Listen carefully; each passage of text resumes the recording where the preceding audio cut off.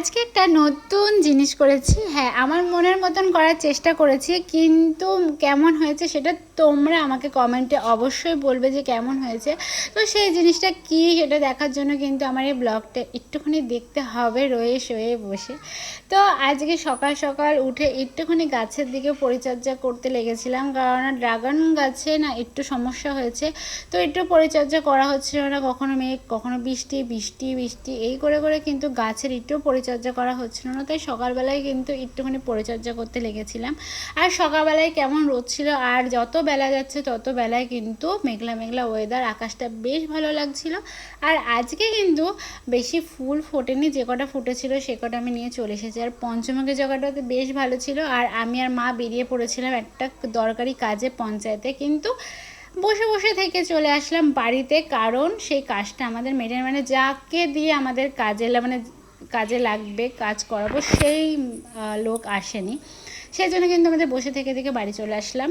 তারপরে বাবা এনেছিল এদিকে পনির। আর হ্যাঁ, বাড়িতে একটা নতুন জিনিস, সেটা দেখলে, আগে বাসন রাখার যে র্যাকটা ছিল সেটা ভেঙে গেছে, তো আবার একটা নতুন র্যাক এখানে কিন্তু আনা হয়েছে।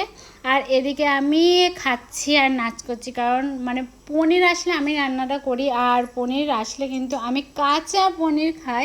কে কে কাঁচা পনির খেতে ভালোবাসো মানে অবশ্যই কমেন্টে জানো। মানে কাঁচা পনির বলতে মানে পনির নিয়ে আসলে আমি বাড়িতে একটুখানি কিন্তু টেস্ট করার জন্য নেবই, যে পনিরটা কেমন। কাঁচা খেয়ে যদি ভালো লাগে তো পনিরটা ভালো, নরম নরম সফট হয়, তো ভালো লাগে।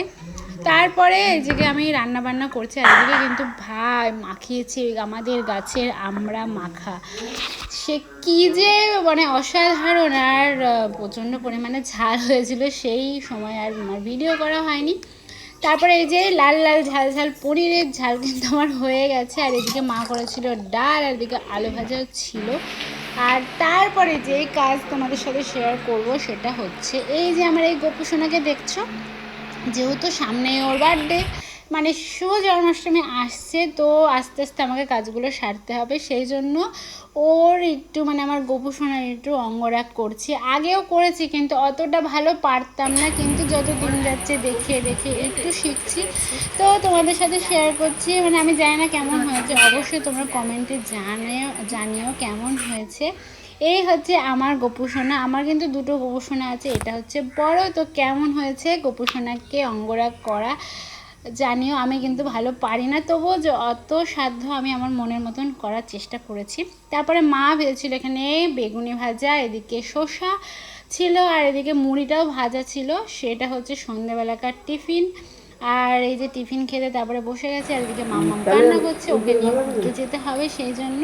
আর এদিকে টিফিন খাচ্ছি। তো আজকের ব্লগ ভিডিওটা কেমন লাগলো অবশ্যই আমাকে কমেন্ট করে জানিও, আর অবশ্যই জানিও আমার গোপু সোনাকে অঙ্গরাগ করাটা কেমন লেগেছে, মানে জানিও।